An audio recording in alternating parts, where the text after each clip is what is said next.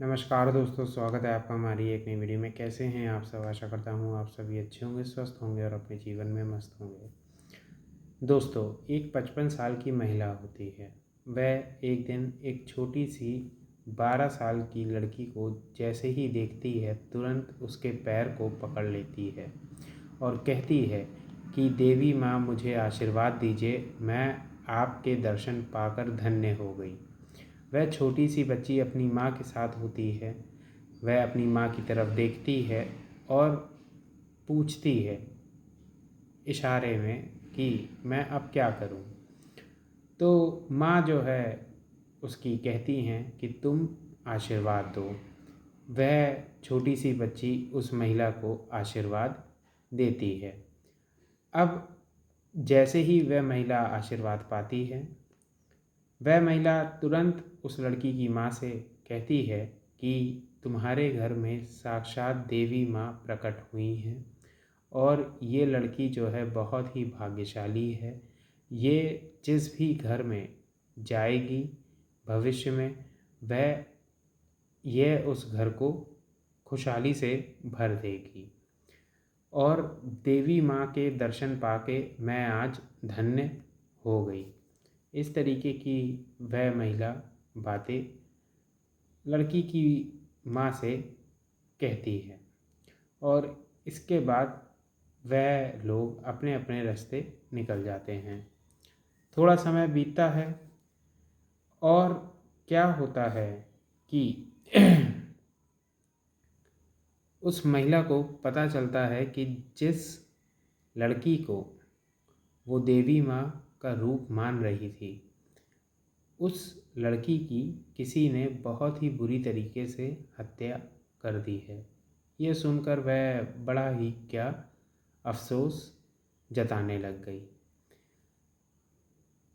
उस छोटी सी बच्ची की माँ जब अपनी बिटिया को ढूंढ रही हैं, तो वो बिटिया जो है कहीं भी मिल नहीं रही है। अचानक से क्या होता है, कोई बताता है कि मिडिल स्कूल है, उसके पीछे बांस की झाड़ियां हैं, वहाँ पर जो है एक लाश पड़ी है, शायद वह तुम्हारी बेटी की है। अब माँ दौड़ती भागती हुई पहुँचती हैं, वहाँ देखती हैं तो पता चलता है कि वह उन्हीं की बेटी है। वहाँ से वो तुरंत भागती हैं पुलिस स्टेशन में जाके बताती हैं कि मेरी बेटी की बहुत ही बुरी तरीके से हत्या कर दी है, किसी ने मेरी बेटी का अपहरण किया और उसके बाद इतनी बुरी तरीके से हत्या कर दी, उसके साथ जो है गलत काम भी किया गया। आप जो है जल्द से जल्द जो गुनहगार हैं उनको पकड़िए। पुलिस हरकत में आती है और उसके बाद इन्वेस्टिगेशन जो है शुरू होती है। लेकिन ये जो खबर है, ये खबर जो है आग की तरह फैली चारों दिशाओं में। क्योंकि एक तो बात ये हुई कि एक 12 साल की लड़की की बुरी तरीके से हत्या करी गई है, पहली चीज़। दूसरी, उसके साथ गलत कार्य किया गया है। तीसरी, उसके प्राइवेट पार्ट में क्या किया गया है, बाँस घुसेड़ दिया गया है। ये जो तीन चीज़ें हुई, इन तीन चीज़ों ने सबको क्या किया, हिलाकर रख दिया। अब जैसे ही ये बात चारों दिशाओं में फैली, लोग जो है आक्रोशित हो गए और लोगों ने कहा कि हम इंसाफ चाहते हैं।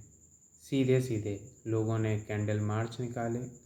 कई लोग जो है सड़कों पर आए, उन्होंने जो है ये तक भी कहा कि हम जो है उनको ढूंढेंगे और कानून को अपने हाथ में लेंगे।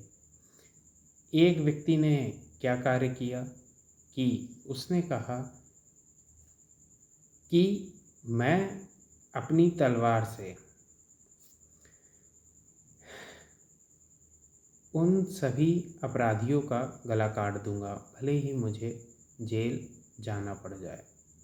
जब इस तरीके की बातें कही गईं और चारों तरफ आक्रोश था, तब पुलिस ने एक तरफ जो है जनता को संभाला।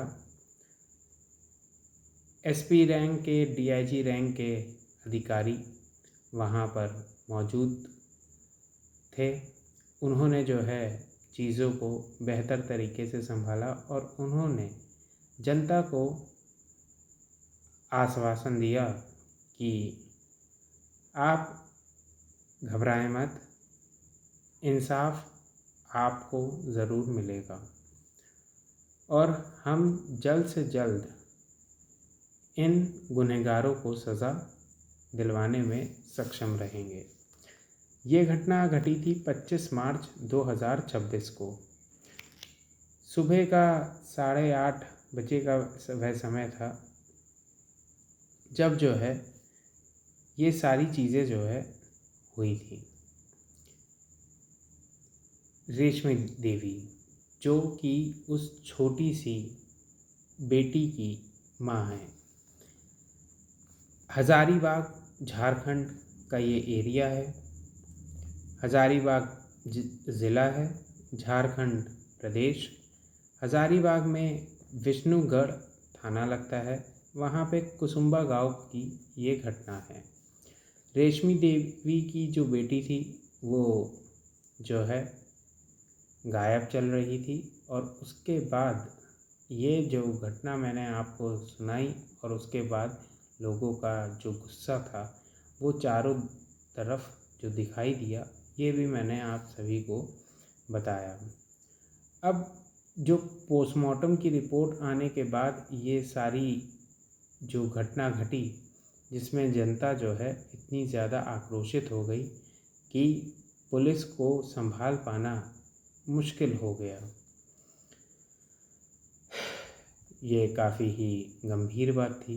एक तरफ जनता आक्रोशित थी, दूसरी तरफ जो है जो क्लू था वो कोई भी नहीं मिल पा रहा था और कई लोगों ने इस घटना को किससे जोड़ा। इस घटना को जो है दिल्ली में घटे निर्भया कांड से जोड़ा, क्योंकि उसमें भी निर्भया के साथ इसी तरीके की घटना घटी थी। वहाँ पे बांस की जगह लोहे का रॉड प्राइवेट पार्ट में डाला गया था।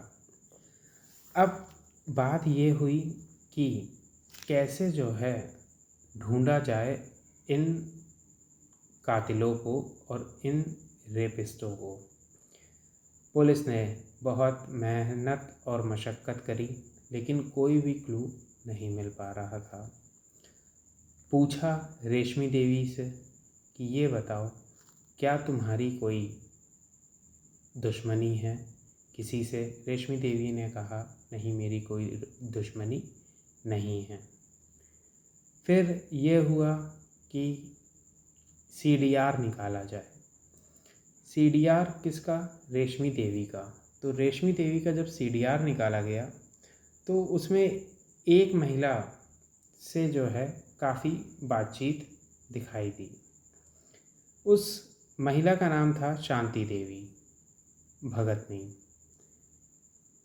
शांति देवी भगतनी का जब मतलब उसके बारे में पता किया गया तो पता ये चला कि शांति देवी भगतनी जो है तंत्र मंत्र करने वाली एक तांत्रिक महिला है और ये जो है तंत्र मंत्र करके, वशीकरण करके लोगों की परेशानियों को क्या करती है, दूर करती है। तो कई लोग जो है इसके पास पहुंचते हैं और अपनी जो प्रॉब्लम्स होती हैं उन प्रॉब्लम्स का समाधान ढूंढते हैं। तो रेशमी देवी से पूछा गया कि ये महिला कौन है, तो रेशमी देवी ने कहा कि ये जो है बहुत ही ज्ञानी महिला हैं। इस तरीके का रेशमी देवी का जवाब था। शांति देवी को लेकर। हालांकि अभी तक कोई भी जो है सस्पिशियस चीज़ जो है दिखाई नहीं दे रही थी, लेकिन पुलिस शांति देवी और रेशमी देवी दोनों पर कड़ी नज़र बनाए हुई थी। अब बाद में आगे क्या पता चलता है कि ये जो रेशमी देवी थी, जिसकी ये बेटी थी 12 साल की, जिसके साथ गलत कार्य हुआ और वह इस दुनिया में नहीं रही। रेशमी देवी के 2 बच्चे और थे, एक बड़ी लड़की थी और एक बेटा था। वह बेटा मेंटली स्टेबल नहीं था, उसको कुछ मानसिक बीमारियां थीं, जिसकी वजह से रेशमी देवी काफ़ी परेशान रहा करती थी। रेशमी देवी को कहीं से ये तांत्रिक शांति देवी का पता चला। एक दिन ये शांति देवी के पास पहुंची अपने बेटे को लेकर, और जो है चीज़ें जो है गंभीरता से बताई। आए दिन जो है जाना शुरू हो गया। शांति देवी ने कुछ जो है छोटे मोटे तंत्र मंत्र शुरुआत में बताए थे। फिर एक दिन क्या होता है कि ये जो शांति देवी हैं, रेशमी देवी उसके पास पहुंचती हैं, लेकिन अपनी 12 साल की लड़की को लेकर पहुंचती हैं। जैसे ही शांति देवी वह 12 साल की लड़की को देखती हैं रेशमी के साथ, वह तुरंत पैर पकड़ लेती हैं, जो कि घटना मैंने आपको पहले बताई और कहा कि देवी का ये क्या है, रूप है, छोटी सी बच्ची।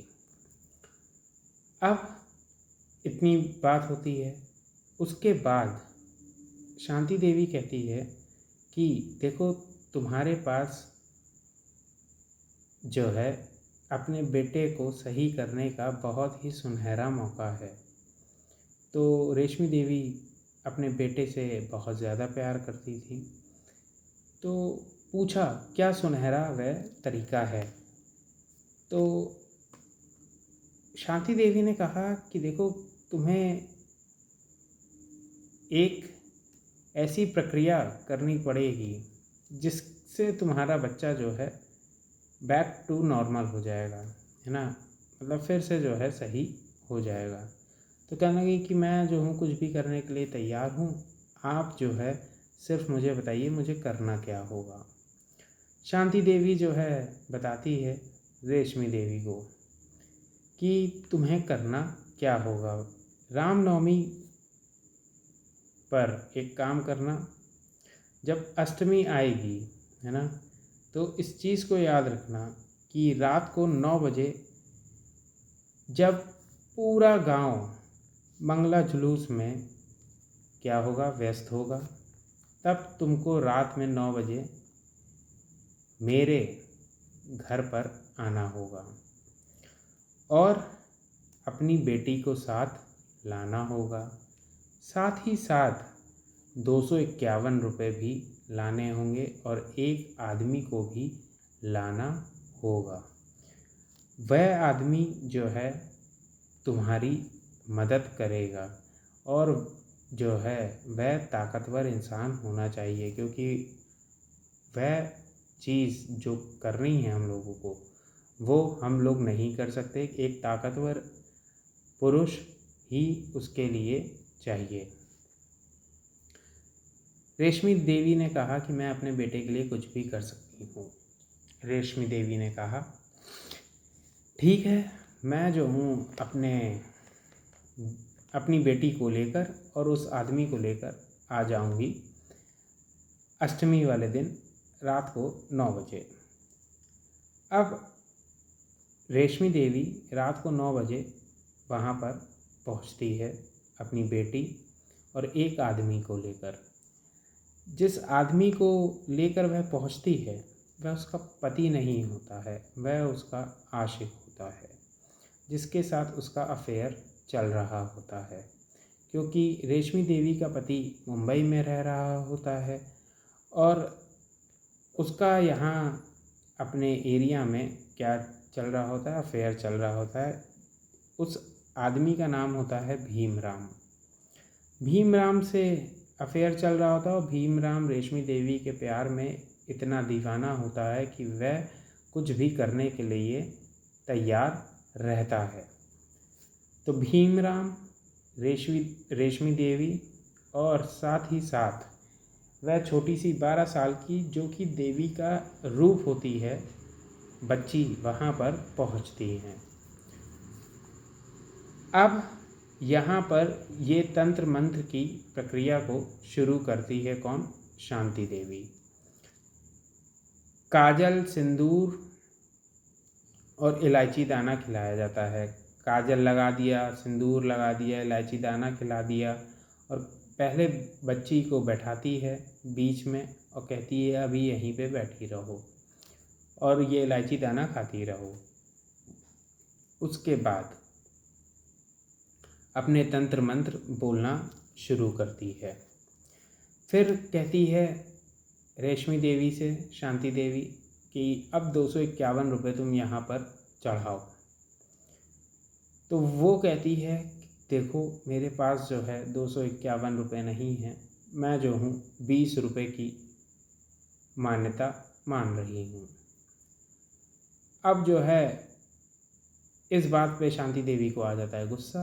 वो कहती है कि ये क्या कर रही हो तुम, 251 की बात हुई थी, मैंने तुमसे पहले ही कहा था। तो कहने लगी मेरे पास नहीं है, 20 रुपये हैं, इसमें जो कर पाती हो तो करो वरना जो है ना करो। शांति देवी कहती है ठीक है चलो करते हैं। अब पहले जो है बेटी को बैठाया था, उसके बाद बेटी से कहा आग बंद करके लेट जाओ। फिर जैसे ही बेटी आग बंद करके लेटती है, कुछ जो है तंत्र मंत्र और जो है ये बोलती है शांति देवी, और उसके बाद रेशमी देवी से कहती है कि अपनी बच्ची के पैर पकड़ो और भीमराम से कहती है कि इसका गला दबाना शुरू करो। बाकायदा भीमराम गला दबाता है और उस बच्ची की जो माँ होती है वो जो है पैर पकड़ती है। फिर बुरी तरीके से उस छोटी सी बच्ची की हत्या कर दी जाती है। उसके बाद क्या होता है एक बांस जो कि पहले से मौजूद होता है किसके पास? शांति देवी के पास। उस बांस को वह लेकर आती है और कहती क्या है भीमराम से? कहती है कि इस बांस को तुम्हें बच्ची के प्राइवेट पार्ट में डालना होगा, इसलिए रेशमी तुम एक काम करो, इस बच्ची को के जो वस्त्र हैं उनको जो है उतार दो। अब एक माँ जिसने अपनी बच्ची को इस दुनिया में जन्म दिया है, वह माँ जो है इस तरीके की हत्या में एक तो शामिल होती है और हत्या करने के बाद इस तरीके का दुष्कर्म करने में भी वह साथ निभा रही होती है। अब वह माँ उस छोटी सी बच्ची के कपड़े उतारती है। उसके बाद भीमराम क्या कार्य करता है कि बांस उस बच्ची के प्राइवेट पार्ट में डालता है। उसके बाद कई बार जो है बदतमीज़ी करी जाती है। शांति देवी ऐसे उल्टे सीधे जो है तंत्र मंत्र जो है कर रही होती है। फिर कहती है कई बार जब ये सारी क्रिया कर देती है, फिर कहती है कि जो है मुझे इसके शरीर से खून चाहिए ताकि जो है मैं लेप बना सकूं। फिर एक बड़ा सा पत्थर होता है, उसको जो है कौन मारता है? भीमराम उस बच्ची के सिर पे मारता है। खून बहुत तेज़ी से निकलना शुरू हो जाता है। फिर उस खून से पूरी बॉडी को क्या करती है, उस खून का लेप लगा देती है। कौन? शांति देवी। और उसके बाद कुछ मंत्र पढ़ती है उल्टे सीधे। फिर कहती क्या है रेशमी से कि देखो अब तुम्हारा बच्चा ठीक हो जाएगा और तुम जो है खुश होकर अपने घर जाओ। बहुत ही जल्द जो है तुम्हें खुशखबरी मिलने वाली है। जो भी ये प्रक्रिया है ये बहुत ही अच्छी तरीके से हुई है। ये सारी घटना घटती है और उसके बाद ये लोग क्या काम करते हैं, मिडिल स्कूल की पीछे जो झाड़ियाँ होती हैं, बाँस की झाड़ियाँ, वहाँ पर जो है उस छोटी सी बच्ची की डेड बॉडी को डाल देते हैं। और सुबह रेशमी देवी एक ऐसा नाटक करती है इस पूरी दुनिया के सामने जो कि सबको सच लगता है और सभी लोग सड़कों पर उतर आते हैं और कानून को अपने हाथ में लेने की कोशिश करते हैं। और फिर जब पता चलता है कि इस तरीके की घटना घटी है, जब पुलिस सारी चीज़ों को प्रॉपर तरीके से इन्वेस्टिगेट कर लेती है, तब सब लोग कहते हैं हाय राम ये क्या हुआ। ये जो है कैसे जो है इस तरीके से इस महिला ने अपनी ही बेटी को बुरी तरीके से मौत के घाट उतार दिया। 1 अप्रैल 2026 को शांति, रेशमी और भीम, इन तीनों को जो है पकड़ लिया जाता है और इनको जो है